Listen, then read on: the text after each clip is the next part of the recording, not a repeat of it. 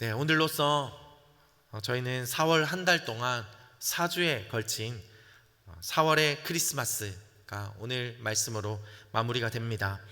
크리스마스에 이 땅에 오신 예수님이 바로 그 본질적인 목적이셨던 고난과 십자가 그리고 부활을 기억하고 묵상해보자 하는 의미로 4월의 크리스마스로 이름 붙이고 지난 4주 동안 함께 말씀을 나누었습니다.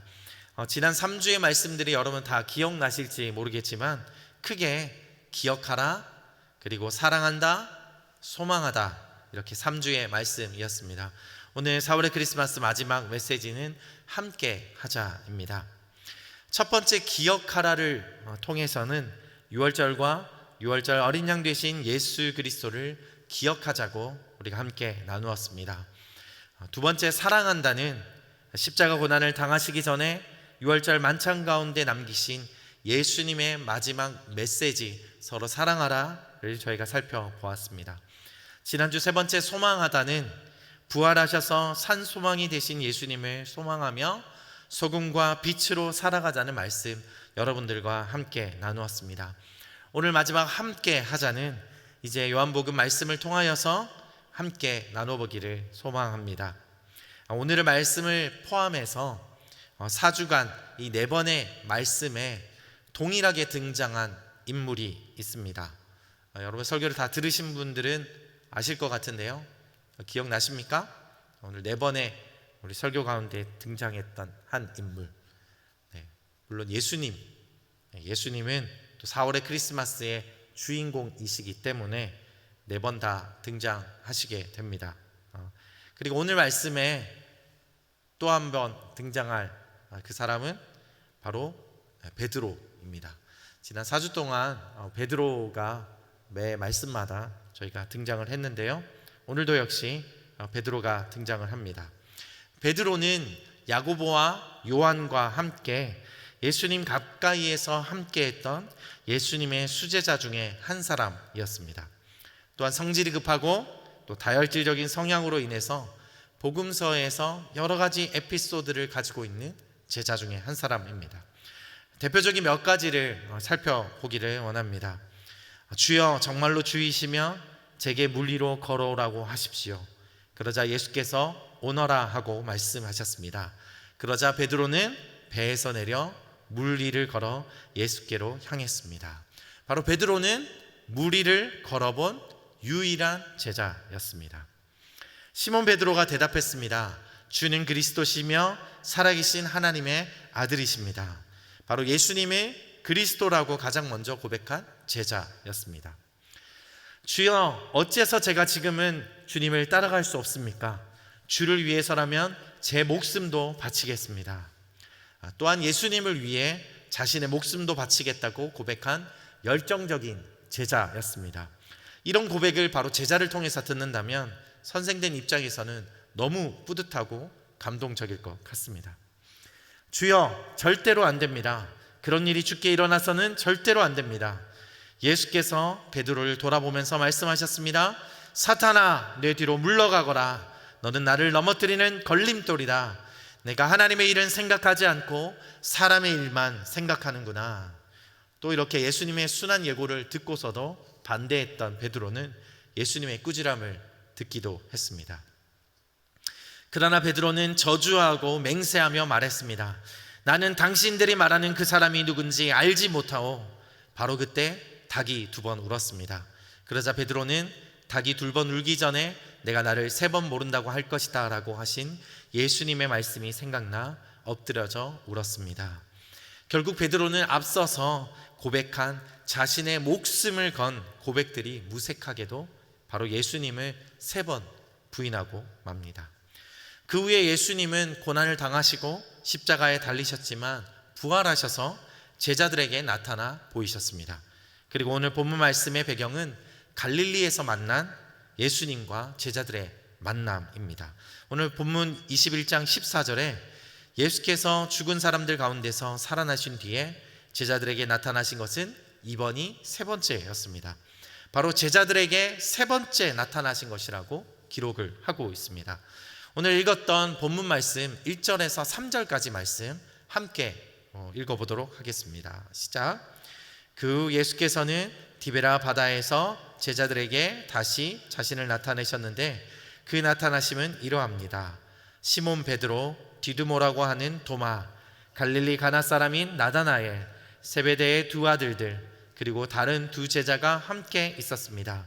시몬 베드로가 그들에게 나는 물고기를 잡으러 가겠소 하고 말하자 그들이 우리도 같이 가겠소 하고 말했습니다. 그들은 나가서 배를 탔습니다. 그러나 그날 밤 그들은 물고기를 한 마리도 잡지 못했습니다. 오늘 시몬 베드로를 포함한 7명의 제자들은 갈릴리로 돌아가 배를 탔습니다. 바로 본인들의 예전 모습으로 되돌아간 것입니다. 그런데 이것을 놓고 제자들이 모든 사명을 잊고 옛 생활로 돌아간 것이 아니냐라고 부정적인 해석을 하는 사람들이 있고, 또 혹자는 예수님께서 갈릴리에서 너희를 만날 것이다 라고 이야기했기 때문에 그것을 기억하고 갈릴리에서 예수님을 기다리다가 또 멀뚱멀뚱 있을 수 없으니까 자신들이 했던 본업으로 돌아갔다라는 해석도 있습니다. 하지만 여튼 우리가 어떠한 해석을 따르든지 간에 우리가 이 말씀을 통해서 오늘 알 수 있는 것은, 드라마로 생각해 본다면 바로 예수님이 부활하셨지만 그 과정 속에서 받은 충격 때문에 제자들의 그 말투와 표정, 그리고 축 처진 그들의 어깨와 행동, 이것들이 아마 생생하게 여러분들 그려질 것입니다. 또한 배를 띄워서 갈릴리로 나갔습니다. 물고기 한 마리라도 잡았다면 그 모든 충격들을 잊을 수 있었을 텐데 물고기까지 잡히지 않으면서 그들의 마음이 얼마나 공허했을까라는 생각도 듭니다. 자, 오늘 제가 여러분에게 몇 가지 질문을 좀 드려보려고 합니다. 한번 잘 들어보시고 혹 내가 지금 이런 상황은 아닌가? 라고 한번 생각해 보셨으면 좋겠습니다. 첫 번째는 내가 지금 열정을 좀 잃어버린 것 같다. 두 번째는 계속되는 뭔가 모를 불안감 가운데 내가 있다. 그리고 나 혼자뿐이라는 느낌이 요즘 듭니다.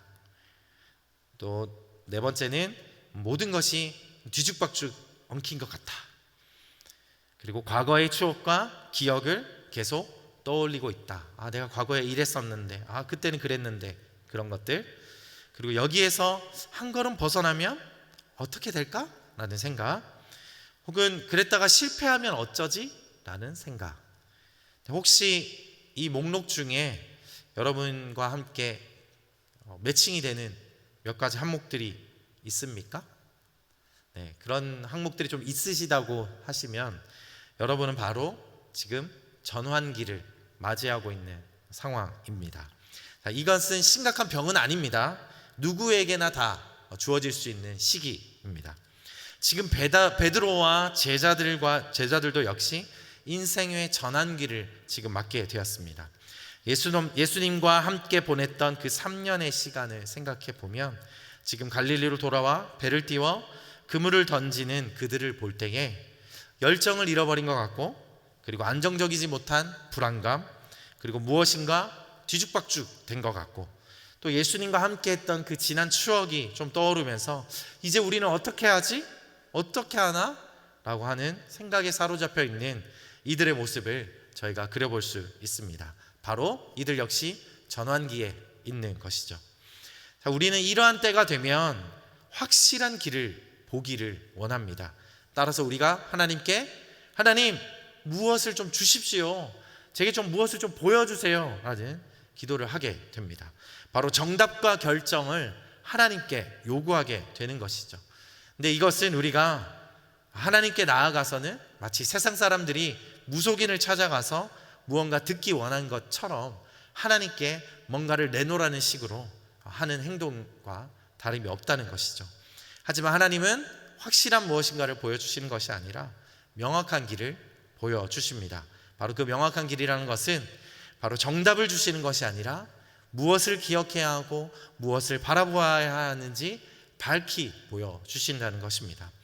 따라서 바로 이 전환기는 하나님께서 나의 삶의 방향을 잡아주시기 위한 도구로 사용되어진다는 것입니다. 자, 그렇다면 오늘 전환기를 맞이하고 있는 베드로에게 하나님은 무엇을 명확하고 분명하게 보여주기 원하셨는지 오늘 본문을 통해서 저희가 한번 살펴보기를 원합니다. 오늘 본문 4절에서 6절 말씀 함께 읽어보겠습니다. 시작. 날이 밝아올 무렵 예수께서 바닷가에 서 계셨으나 제자들은 그분이 예수이신 줄 알아보지 못했습니다. 예수께서 제자들에게 얘들아 물고기를 좀 잡았느냐 하고 물으시자 그들은 한 마리도 잡지 못했소 라고 대답했습니다. 예수께서 제자들에게 말씀하셨습니다. 그물을 배 오른편에 던져보라. 그러면 물고기가 잡힐 것이다. 제자들이 그물을 배 오른편에 던지자 물고기가 너무 많이 걸려 그물을 배 안으로 들어 올릴 수가 없었습니다. 아멘. 제자들은 이미 예수님과 함께 3년 동안 이 이스라엘 전역을 돌아다녔습니다. 수많은 곳을 예수님과 함께 했죠. 따라서 예수님께서 제자들과 만나실 때 꼭 갈릴리가 아니라 여러 다른 곳에서도 만날 수 있었을 겁니다. 언젠가 제가 기회가 된다면 여러분들과 함께 또 이스라엘 아울리치를 함께 하게 될 날이 올지 모르겠지만 앞서서 베드로가 예수님께 주님, 주는 그리스도시요 살아계신 하나님의 아들이십니다 라고 고백한 갈릴리 북쪽에 있는 가이사랴 빌립보라는 지역이 있습니다. 그곳은 갈릴리 북쪽이면서도 헬몬산이 보여지고 또 헬몬산에서 내려오는 수많은 물을 통해서 산림이 굉장히 우거진 곳입니다. 따라서 우리가 모래바람을 상상하고 있는 그런 중동과는 완전 다른 곳이 이 가이사랴 빌립보입니다. 심지어 헬몬산에서 녹은 그 눈이 물결을 이루고 파도를 이루고 그리고 폭포수가 되어서 떨어지는 굉장히 장관을 저희가 목격할 수 있습니다. 따라서 예수님께서 이 베드로와 제자들을 가이사랴 빌립보 같은 좋은 곳에서 만나서 이들의 마음을 위로하고 녹여줄 수도 있었겠지만 오늘 주님은 갈릴리 호숫가에서 이들을 만나셨습니다. 제가 마가복음 1장 16절에서 18절 말씀 한번 읽어보겠습니다. 그리고 예수께서 갈릴리 호숫가를 거닐다가 시몬과 그 동생 안드레가 호수에 그물을 던지는 것을 보셨는데 그들은 어부였습니다. 예수께서 말씀하셨습니다. 나를 따라라. 내가 너희를 사람 낚는 어부가 되게 하겠다. 시몬과 안드레는 곧 그물을 버려두고 예수를 따랐습니다. 여러분 이 장면 기억하십니까? 바로 예수님께서 베드로와 제자들을 처음 만났던 그 장면입니다. 그리고 예수님은 베드로에게 이렇게 말씀하시죠. 나를 따라라. 내가 너희를 사람 낚는 어부가 되게 하겠다라고 말씀하셨고 그를 제자 삼으셨습니다. 첫 번째, 하나님은 인생의 전환기를 맞고 있는 우리에게 말씀을 기억하게 함으로 우리의 정체성을 분명하게 하십니다. 오늘 예수님은 얘들아 물고기를 좀 잡았느냐 하시고 그물을 배 오른편에 던져보라 하시며 다시 삶으로 돌아가 허탈하게 고기를 낚고 있는 베드로에게 내가 너로 사람 낚는 어부가 되겠다라고 말씀하신 그 시간과 그 순간을 떠오르게 하셨습니다. 그래서 예수님께서는 오늘 다른 것도 많이 있지만 갈릴리에서 이 베드로를 다시 만나 주신 것입니다. 시편 119편 105절 말씀에 주의 말씀은 내 발의 등불이요 내 길의 빛입니다 라는 말씀이 있습니다. 사랑하는 여러분, 오늘 우리 주님께서 여러분에게 말씀하신 그 첫 부르심의 자리, 그리고 예수님께서 여러분을 처음으로 만나 주셨던 그 예배 혹은 그 말씀을 여러분 기억하십니까? 우리 주님은 여러분이 바로 그때를 떠올리기를 원하십니다. 아멘. 바로 하나님께서는 이 전환기 가운데에서도 무엇보다도 우리의 정체성을 다시 한번 분명하게 볼 수 있도록 우리의 말씀, 우리를 처음 만나 주셨던 그 말씀과 그 자리를 떠올리게 하신다는 것입니다. 바로 심리적으로 불안한 베드로를 안정시키셨을 뿐만 아니라 새로운 사명을 주시기 원하셨다는 것이죠. 따라서 우리 주님은 내가 너를 사람 낚는 어부로 부를 것이다, 아니 불렀다 라고 베드로의 정체성을 다시 한번 재확인시켜 주신 것입니다. 지난 수요 오전 예배에 우리 목회자들의 간증 설교 시간을 통해서 저는 다시 한번 선교사로 불러주신 저의 부르심을 기억하는 시간을 가지게 됐습니다. 경제적인 어려움으로 인해서 어려운 상황 가운데 전 대학 졸업을 하게 됐고 또 그 상황 가운데서 하나님은 예수님과 부자 청년의 그 대화를 떠올려 주시고 그것을 통해서 저를 불러 주셨습니다. 그 부자 청년은 이미 가진 것도 많고 하나님의 계명을, 율법을 충실하게 지키는 사람이었고, 특별히 예수님을 직접 대면하여 본 청년이었습니다.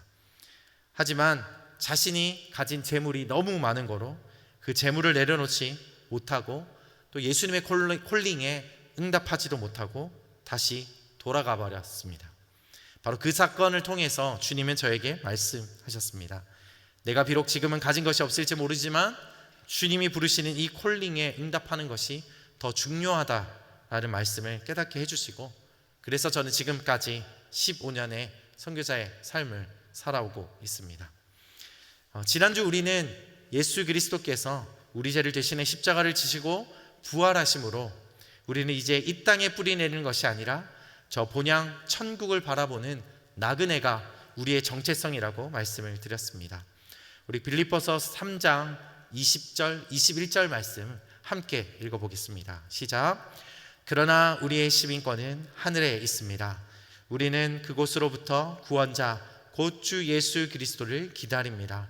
그분은 만물을 그분에게 복종시킬 수 있는 능력으로 우리의 천한 몸을 그분의 영광스러운 몸과 같은 형상으로 변화시켜 주실 것입니다. 아멘. 사랑하는 여러분, 여러분을 처음 만나 주셨고 또 여러분에게 부활의 감격과 생명을 선물해 주신 그 시간과 그 말씀을 다시 기억하는 여러분이 되시기를 주님의 이름으로 축원합니다. 바로 그리할 때에 여러분의 정체성이 재확인되어지고 바로 이 전환기를 지나서 여러분이 새로운 시즌을 맞이하게 될 것입니다. 바로 그런 저와 여러분이 되시기를 주님의 이름으로 축원합니다. 아멘. 오늘 본문 7절과 8절 말씀 읽어보겠습니다. 시작. 예수께서 사랑하시던 제자가 베드로에게 말했습니다. 주이시다. 시몬 베드로는 주이시다라는 말을 듣자마자 벗어두었던 겉옷을 몸에 걸치고 물로 뛰어들었습니다. 그러나 다른 제자들은 배를 탄 채 물고기가 가득한 그물을 끌면서 배를 저어 육지로 나왔습니다. 배가 바닷가에서 약 200규빅 정도밖에 떨어져 있지 않았기 때문입니다. 함께 배에 타고 있던 한 제자가 베드로에게 말했습니다. 주님이시다.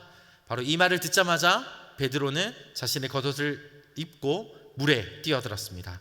그리고는 아주 빠르게 헤엄쳐 예수님이 계신 곳이 아닌 다른 곳으로 도망간 것이 아니라 바로 예수님을 향해서 헤엄쳐서 나아갔습니다. 바로 오늘 8절 말씀에 보면 배가 바닷가에서 200규빅, 바로 한 90m 정도밖에 떨어져 있지 않다고 했습니다. 따라서 배로 가도 됐었지만 그것을 기다리지 않고 베드로는 예수님을 향해서 전심으로 나아갔던 것입니다. 바로 두 번째, 하나님은 인생의 전환기를 맞이하고 있는 우리가 소망 대신 예수님을 바라봄으로 우리의 소명을 명확하게 하길 원하십니다. 베드로는 달라진 것이 없었습니다. 배를 타고 될 만한 거리였지만 그는 기다리지 않고 그의 급한 성격에 물에 뛰어들었습니다. 그리고 베드로는 급한 성격으로 인해 때로는 예수님의 책망도 받았던 사람이었습니다. 바로 예수님을 잡으러 온 대제사장 종의 말고 그 귀를 잘라버렸고 또 충동적으로 또 혈기왕성하게 행동했던 사람이었습니다. 그는 예수님께 책망을 받은 것처럼 자신의 것과 사람의 것을 생각했던 그런 사람이었습니다. 하지만 베드로가 이 시간 다시 예수님께 소망을 두고 예수님을 바라보고 나아왔을 때에 하나님께 귀하게 쓰임받은 자가 되었습니다. 아멘. 오늘 본문 21장 뒤에 말씀 18절 19절 말씀인데요, 제가 한번 읽어보도록 하겠습니다. 내가 진실로 진실로 내게 말한다. 내가 젊어서는 스스로 옷 입고 원하는 곳으로 다녔지만 늙어서는 남들이 내 팔을 벌리고 너를 묶어 내가 원하지 않는 곳으로 너를 끌고 갈 것이다. 예수께서 이렇게 말씀하신 것은 베드로가 어떤 죽음으로 하나님께 영광 돌릴 것인지를 알리기 위함이었습니다. 이렇게 베드로는 부활하신 예수님을 다시 갈릴리에서 극적으로 만나 이후로 바로 스스로 옷 입고 원하는 곳이 아니라 원치 않는 곳으로 성령에 이끌려 사역을 하는 하나님의 예수 그리스도의 사도가 되었습니다. 아시는 것처럼 베드로의 마지막은 로마 교회를 위해서 끝까지 헌신하다 예수님과 같이 십자가에 달려 죽음을 맞게 되었습니다. 하지만 베드로는 자신이 어떻게 예수님처럼 십자가에 달려 죽을 수 있겠냐며 자신은 십자가에 거꾸로 매달려 죽겠다라고 하며 십자가에 거꾸로 매달려 영광스러운 죽임을 당하게 되었습니다. 에베소서 2장 10절 말씀입니다. 우리는 하나님께서 미리 예비하신 선한 일들을 위해 그리스도 안에서 창조된 하나님의 피조물입니다. 하나님께서는 우리가 선한 일들을 행하며 살기를 원하십니다. 이 자리에 있는 우리 모두는 각각 하나님께서 우리에게 맡겨주신 역할들이 있습니다. 그리고 재능도 있습니다. 하지만 그것이 자신의 생각과 목적을 위해서 사용되어질 때는 베드로와 같이 스스로 옷 입고 원하는 곳으로만 다니게 될 것입니다. 하지만 우리가 예수 그리스도에게 소망을 두고 나아가게 될 때에는 우리의 소명도 발견하고 우리의 사명도 발견하고 우리의 역할이 명확해질 줄 믿습니다. 이와 같이 우리를 둘러싼 구름같이 많은 증인들이 있으니 모든 짐과 얽매이기 쉬운 죄를 벗어버리고 인내로서 우리 앞에 놓인 경주를 합시다. 믿음의 창시자요 완성자이신 예수를 바라봅시다. 그는 자기 앞에 놓여있는 기쁨을 위해 부끄러움을 개의치 않으시고 십자가를 참으셨습니다. 그래서 그는 하나님의 보좌 오른편에 앉게 되셨습니다. 여러분, 거역하는 죄인들을 참으신 그분을 생각하십시오. 그리하여 지쳐 낙심하지 마십시오. 히브리서 12장 1절에서 3절까지 말씀입니다. 사랑하는 여러분, 믿음의 창시자요 완성자이신 예수님을 바라봅시다. 그럴 때 우리는 지쳐서 낙심하지 아니하고 인생의 전환기를 지나 베드로와 같이 자신의 사명을 다시 한번 확인하고 이를 위해 살아가는 자가 될 줄을 믿습니다. 아멘. 우리 오늘 본문 9절에서 13절 말씀 함께 읽어보도록 하겠습니다. 시작. 제자들이 육지에 도착해서 보니 숯불을 피워 놓았는데 숯불 위에는 생선이 놓여 있었고 빵도 있었습니다. 예수께서 제자들에게 말씀하셨습니다.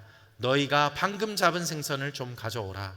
시몬 베드로가 배에 올라 그물을 육지로 끌어내렸습니다. 그물 안에는 큰 물고기가 153마리나 들어있었습니다. 물고기가 이렇게 많았는데도 그물은 찢어지지 않았습니다. 예수께서 제자들에게 말씀하셨습니다. 와서 아침을 먹으라. 다들 그분이 주이신 줄 알고 있었기 때문에 제자들 중 감히 그분께 누구이십니까? 라고 묻는 사람이 없었습니다. 예수께서 오셔서 빵을 가져다가 제자들에게 나눠주셨고 이와 같이 생선도 주셨습니다. 제자들이 육지에 도착해서 보니 숯불이 피워져 있고 숯불 위에는 생선과 빵이 놓여져 있었습니다. 바로 예수님께서 베드로와 제자들을 기다리시면서 친히 준비하신 것이었습니다. 이 숯불을 보고 혹자는 베드로가 예수님을 3번 부인할 때 바로 숯불 앞에 몸을 째며 일어났던 일들이기 때문에 베드로가 그날의 일을 떠올렸을 거다라고 해석을 하시는 분도 있으십니다.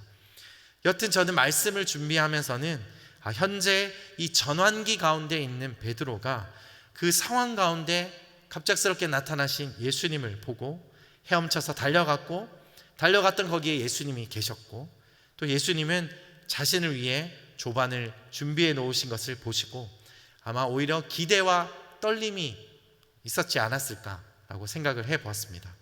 바로 여전히 베드로는 베드로였고 사람이었기 때문에 자신이 실수했던 그 자리보다 어쩌면 베드로는 마지막 예수님과 나누었던 그 유월절 만찬의 자리가 떠올랐을 수도 있겠습니다. 그리고 예수님은 이것을 받아먹고 나를 기억하라 하셨던 것처럼 이번에는 와서 아침을 먹으라 라고 말씀해 주셨습니다. 이들은 따뜻한 숯불이 피워진 자리에 바로 예수님을 포함한 8명의 사람들이 함께 둘러 앉았습니다. 그리고 그 자리에서 친히 식사를 준비하신 예수님의 그 사랑과 말씀을 듣는 시간을 가지게 되었습니다. 세 번째, 하나님은 인생의 전환기를 맞이하고 있는 우리가 예배를 통해서 그분의 사랑을 확인하기를 원하십니다.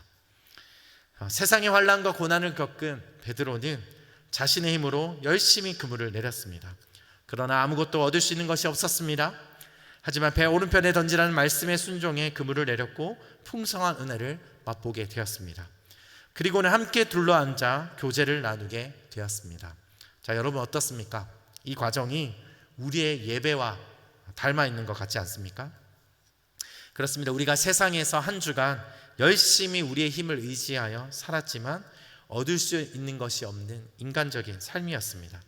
하지만 예배 자리에 나와 이렇게 말씀을 듣고 그 말씀을 붙들며 나아갈 때에 하늘로부터 오는 믿을 수 없는 큰 은혜를 하나님께서는 우리에게 허락하십니다. 그리고 그 시간 이후에 우리는 성도의 교제들을 함께 나누며 그 은혜와 사랑이 풍성해지는 것을 우리는 바로 이 예배를 통해서 경험하고 있습니다. 바로 지난 2년의 시간을 보내면서 우리 교회와 우리 예배는 동일한 전환기 가운데 있습니다. 지난 2년의 팬데믹의 시간을 통해서 우리의 예배는 열정을 잃어버린 것 같이 되었습니다. 그리고 언제까지 이렇게 예배를 드려야 하나? 그런 막연한 불안감이 있었습니다. 또한 유튜브로 혼자 방에 앉아서 예배 드리는 것 같이 그런 외로운 시간들이 있었습니다. 모든 것이 혼란스러웠고 과거 이 예배당을 가득 채워 예배 드렸던 그 시간들을 계속 떠올리게 했습니다. 바로 우리의 예배도 역시 또 우리의 교회도 이런 전환기 가운데 있는 것입니다. 계시록 3장 20절 말씀을 제가 읽어보겠습니다. 보라, 내가 문 앞에 서서 두드리노니 누구든지 내 음성을 듣고 문을 열면 내가 들어가서 그와 함께 먹고 그는 나와 함께 먹을 것이다. 사랑하는 여러분, 이제 우리는 더욱 힘써 예배의 자리로 나아가야 될 것입니다. 저는 지난날 지하에 있는 우리 박모세홀에서 함께 모여서 드렸던 주일 3부 두드림 예배를 저는 기억합니다. 식사 후에 우리가 다 같이 그 박모세홀에 모여서 함께 뜨겁게 찬양하고 예배 드렸던 그 3부 예배를 저는 기억합니다. 이제 거리두기가 사라졌습니다. 더 이상 주님과 그리고 형제 자매들과 거리를 두는 것이 아니라 바로 이 말씀처럼 문을 열고 함께 먹고 나누는 우리의 예배가 되어야 할 것입니다. 아멘. 우리 거룩한 부르심이라는 책을 쓴 크레이그 반스는 이렇게 이야기합니다. 우리는 자신과 사랑하는 사람들을 위해 일하며 인생의 대부분을 보낸다. 하지만 인생이란 우리의 재물이나 지식이나 업적으로 바꿀 수 없다. 인생이란 우리의 실수나 실패나 죄악 때문에 몰락하지 않는다. 인생은 우리가 사랑하는 사람으로도 정의할 수 없다. 인생은 우리를 사랑하시는 하나님께서 정의하시는 것이다. 아멘. 사랑하는 여러분, 우리는 팬데믹이라는 환경적 영향으로 혹은 개인적인 어려움으로 전환기의 시간을 보내고 있습니다. 우리에게 이 시간은 스스로가 발버둥쳐서 빠져나가는 시간이 아니라 우리의 인생은 재물이나 지식이나 업적으로도 바꿀 수 있는 것이 아니라 하나님께서 정의하시는 것입니다. 바로 하나님께서 우리를 통해 일하시도록 우리의 권리를 내어드리는 시간인 것입니다. 그렇게 할 때 하나님께서는 우리에게 새로운 사명을 허락하실 줄 믿습니다. 오늘 말씀 21장 15절에서 17절 말씀은 우리가 너무 잘 아는 예수님께서 베드로에게 3번 질문하시고 3번 대답을 듣고 3번 사명을 맡기는 말씀입니다. 시간이 길지 않기 때문에 17절 말씀만 제가 읽도록 하겠습니다. 예수께서 베드로에게 3번째로 말씀하셨습니다. 요한의 아들 시몬아, 내가 나를 사랑하느냐? 예수께서 3번째 내가 나를 사랑하느냐 하고 물으시자 베드로가 근심하며 말했습니다. 주여, 주께서는 모든 것을 아십니다. 제가 주를 사랑하는 것을 주께서 아십니다. 예수께서 베드로에게 말씀하셨습니다.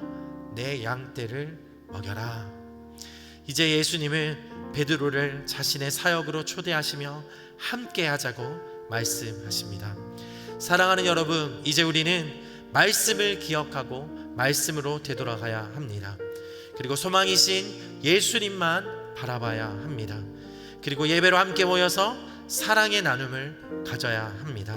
이를 통해서 우리는 이 전환기를 지나서 예수님과 함께 동역하는 사명자의 길로 나아가게 될 줄을 믿습니다. 그렇게 하시는 저와 여러분이 되시기를 주님의 이름으로 축원합니다. 아멘. 이 시간에 가능하시다면 여러분 자리에서 일어나셔서 함께 찬양하고 기도함으로 나아갔으면 좋겠습니다.